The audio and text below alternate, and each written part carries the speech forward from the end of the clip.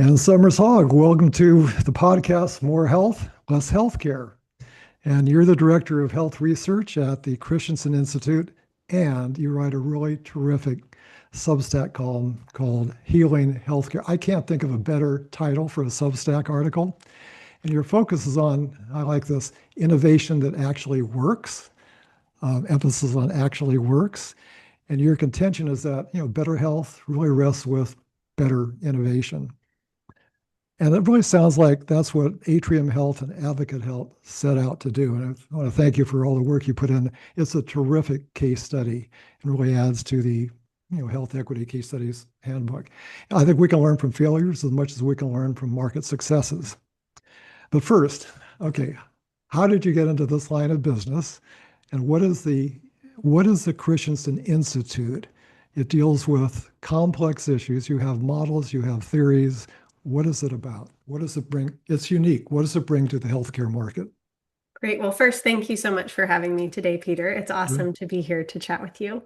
And so I'll start with what's the Christensen Institute? So the Christensen Institute is a nonprofit, nonpartisan think tank dedicated to improving the world through innovation. And we leverage Harvard Business School professor Clay Christensen's Yeah. business theories, and we apply them to the social sector. So our research focuses on three main areas: healthcare, education, and global prosperity. And we use Clay's theories to tackle seemingly intractable problems across these three areas in order to improve the world and make it a better place for the future.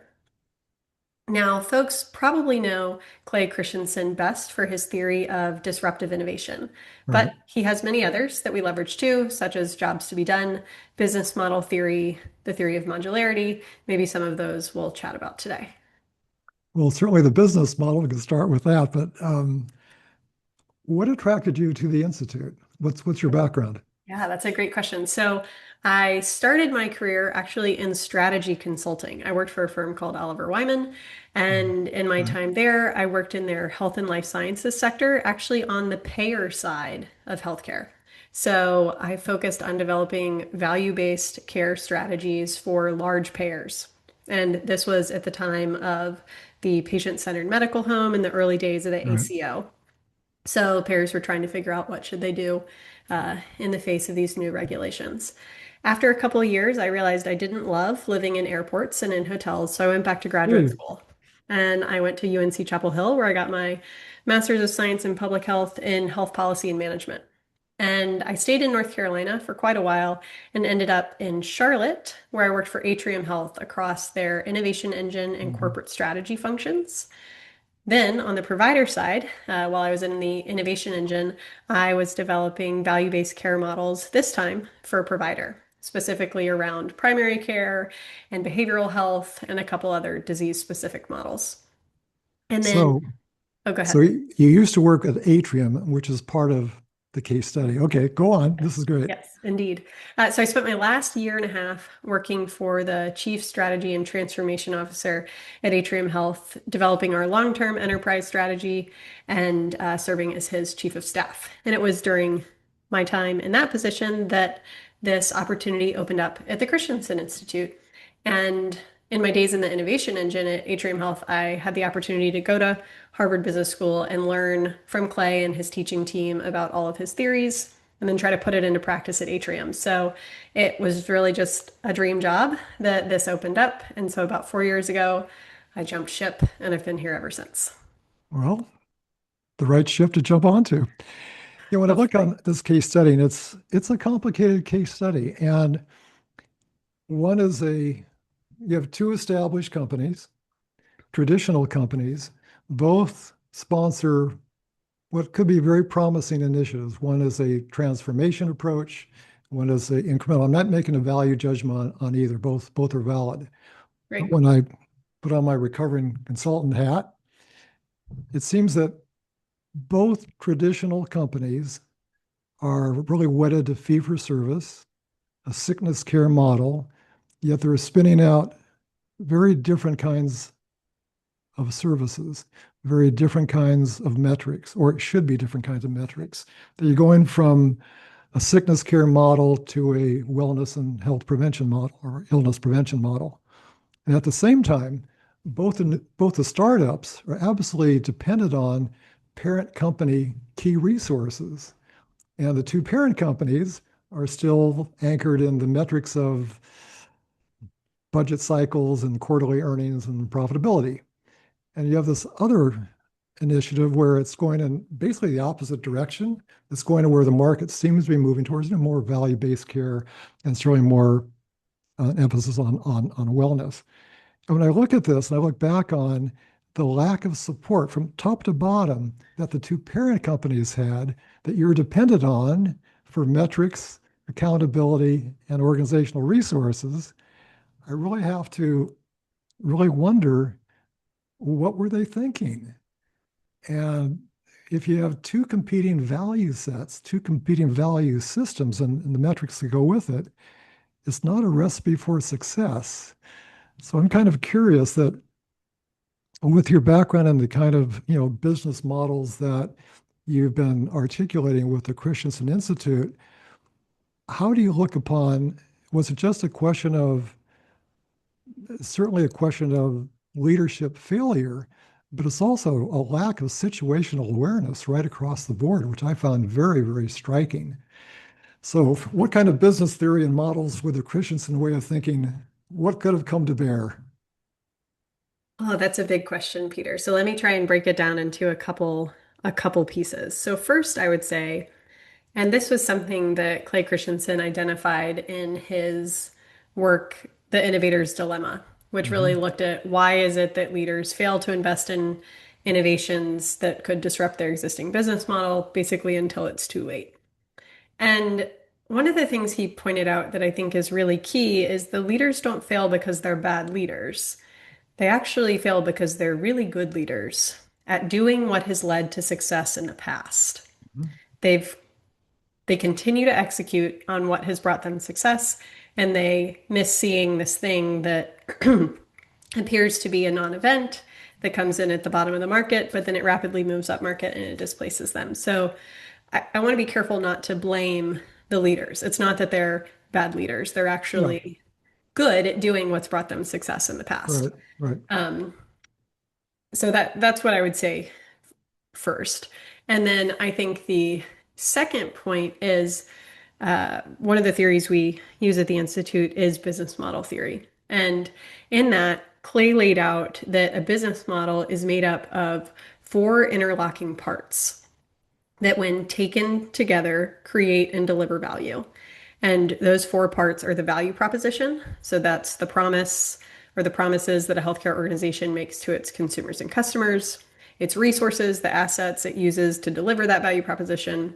Third are its processes, how the organization carries out its work. And then fourth are the profit formula or priorities. So how the organization covers its costs and allocates its resources and makes sure that it has a sustainable margin. Now, when new innovations come to bear that threaten existing business models, the business model that has hardened over time and proven successful will fight back. The resources in it, the leaders in it will want to crush any innovation that threatens the profit formula or threatens the priorities or offers a fundamentally different value proposition that would threaten the existing organization's ability to do what it has done so well for so long. So, where leaders often struggle with executing innovation is they try to bring up a potentially disruptive innovation within their established business model.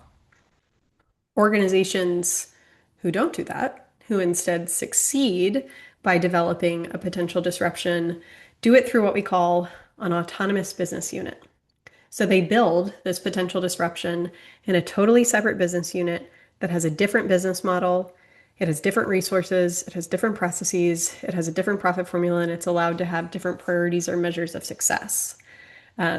So that's not to say all innovation should be off in a skunk's work separate department, but if the innovation has disruptive potential to the core organization, it has to be separated if you want it Mhm. to succeed. Of all the words that you use, the one that jumped out for me was profit formula. Uh-huh. Is there any way to work with a dissimilar profit formula? Within the same organization? Yeah.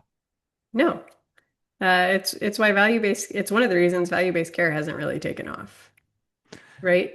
Because we can't just try to pay people differently without providing the support for the rest of the business model to operate differently and hope that the outcomes will change. All right. So you have good people have been successful being managers and Mhm. they're profitable and they're going to have a profit formula that they're going to apply to a new enterprise that has a very different business model. Help me understand where's the disconnect here of the leadership group that tries to impose a similar profit formula on an enterprise that has different values, different processes, and hopefully different outcomes. Yes. So that's why it has to be separated. And there's this saying that goes along with business model theory that nobody but the CEO can be in charge of this autonomous business unit. So if you're going to set up a potentially disruptive innovation outside of your core organization, it has to have a direct line to the CEO, not the CSO, not the COO, the CEO, because only the CEO can give the leader of this autonomous unit the ability to do things differently. Only the CEO can say, you can have a different profit formula. You can have different priorities. You can get paid differently. You can come up with something as silly as you can have different job codes for your resources.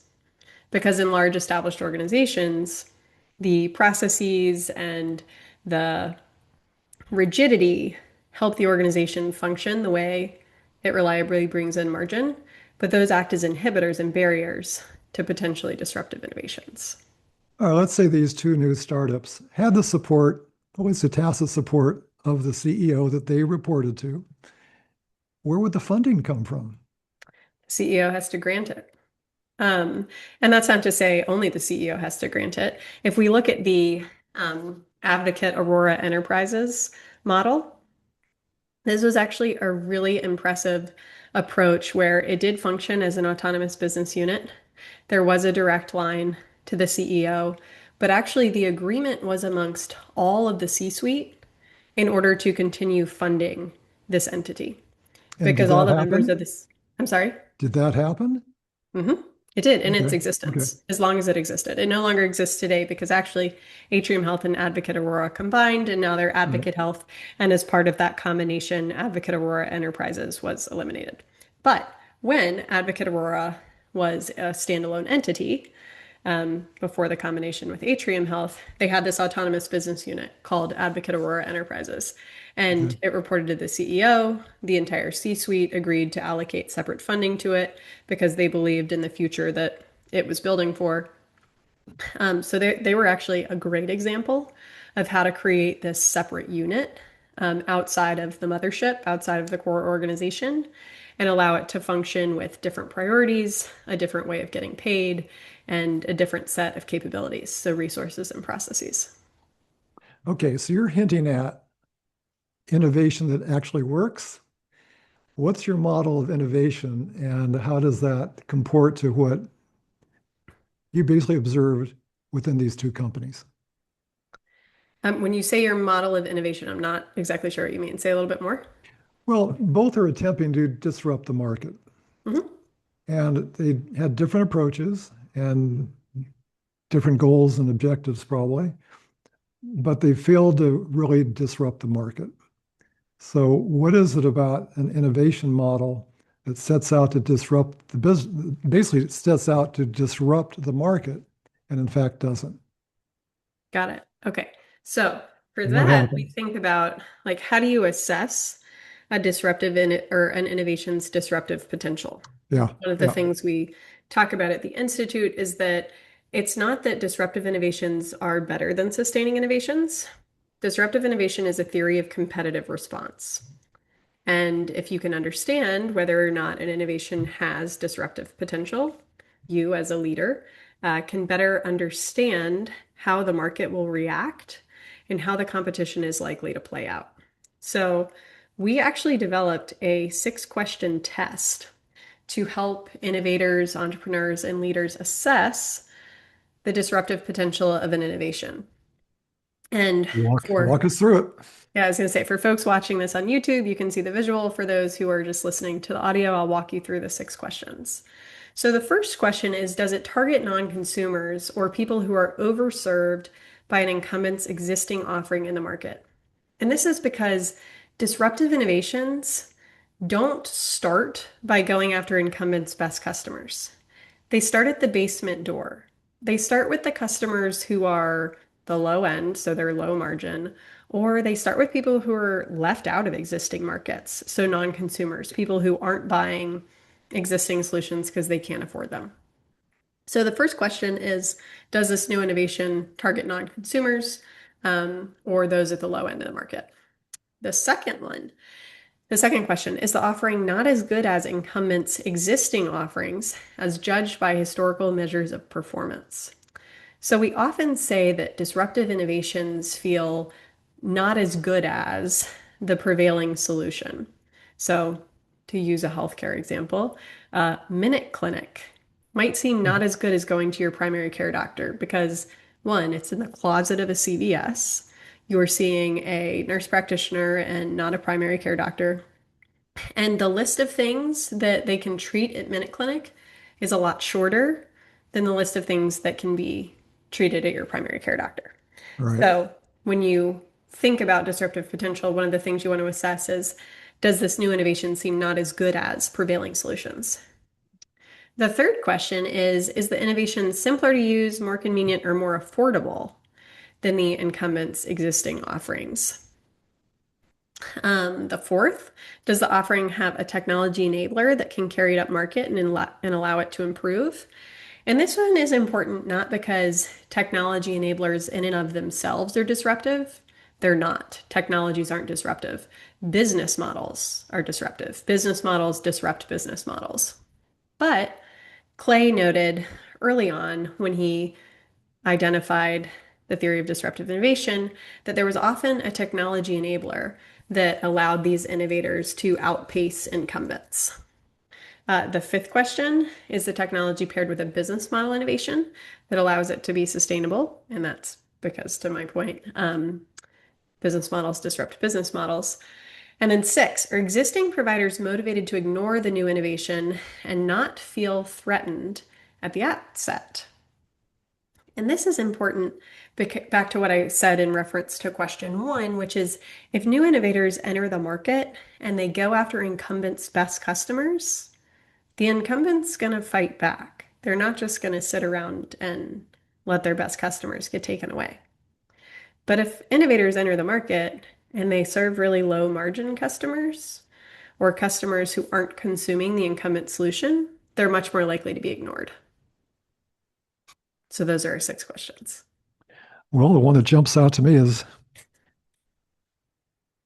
it's tech is not a disruptor, it's an enabler. And if tech is basically paired with an innovative business model, and it gets back to, I guess, is your point number 5, that's the winning combination. And it seems to me that so much of the marketing hype in the market today is all about different forms of AI as being very, very disruptive. How do you see that playing out? That's a great question. So AI in and of itself might be disruptive in the sense that it causes chaos Yeah, in the business place or chaos in the way we execute our daily lives. But generative AI in and of itself is not a disruptive innovation. It has to be wrapped in a business model and it has to be relative to something. Whenever people ask me the question, which I get a lot, is fill in the blank disruptive. The first thing I always ask back is relative to what? Because right. disruption is relative. If business models are disrupting business models, I have to understand what are you comparing it to? So I don't think the question is generative AI disruptive is an especially great question because it's asking about a technology and it's not providing a comparator. A different question that would be easier to analyze would be something like, is open evidence disruptive relative to up to date? Would you Right? say a little bit about what that is? Yeah, so open Okay. evidence, if folks aren't familiar, is a basically chat GPT for doctors, Yeah. but it doesn't hallucinate and it pulls evidence and it provides citations for all of its answers from the latest evidence base. So, Open Evidence has partnered with JAMA, New England Journal of Medicine, and other Right. highly reputable journals in order to quickly become physicians' trusted AI point of care solution. When I read about the future of AI, which none of us know where it's going, what do you see the most positive aspects in terms of business models and how to enable more innovation in business models? Are there particular areas of applied AI that you think probably hold the most promise when paired with different kind of business models? Yes. I do think that while I don't think that open evidence necessarily checks a lot of the disruptive innovation boxes, I think it'll succeed in the market because it taps into an underserved desire for progress or what we call a job to be done that many physicians Right. have, and it does the job very well. Um, so that I think is one great application, which is providing physicians with the latest knowledge that is incredibly hard to keep up with because Right. the medical literature doubles every 5 years, and that's hard to keep up with as a physician. I would say it's impossible to keep up with. So providing a way to get the latest evidence at the point of care is really impeccable. I think another application that will be incredibly useful is in our transformation from paper charts to EHRs. There's a lot of unuseful data that's just Right. trapped in EHRs that's really hard to get out. That's not a human scale problem. That's a technology scale problem. And I think it's something that generative AI could do quite well, not only to enable better care, but actually as a data source for research. If we're talking about patient-centered care and whole person care, where do you see the best of the AI intentionality applied to that? Hmm. I understand how you can do throughput and workflow improvement and efficiencies. I'm not convinced yet that it's pro-patient as much as it is perhaps pro-clinician. I see. One place that I think it could be useful, and I want to be sure to caveat this, is in mental health. And so hear me out on why. Okay. Because I think there are a lot of ways that it could be used and is being used that are worsening mental health. But I think there are specific use cases where it can be used beneficially. And over the summer, Dartmouth researchers published their work with an AI chatbot they had developed called Therabot. And this was overseen by mental health clinicians. I can't remember if they were psychologists or psychiatrists, but they oversaw people participating in the study where they either had depression or anxiety, or I believe eating disorders, and they were interacting with this AI therapist, which the A Dartmouth bot. clinicians called Therabot. Okay. But it was overseen by the clinicians. So when the Therabot gave inaccurate information, or when the participant in the study said something that needed a human to engage with, like let's say they mentioned suicidality or something, the clinicians were there providing oversight. Now, in the study, the Therabot allowed these clinicians to serve many more people than they could have served alone.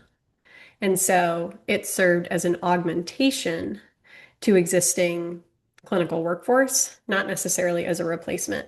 And the outcomes were impressive. They helped people reduce anxiety, reduce depression, and reduce eating disorders.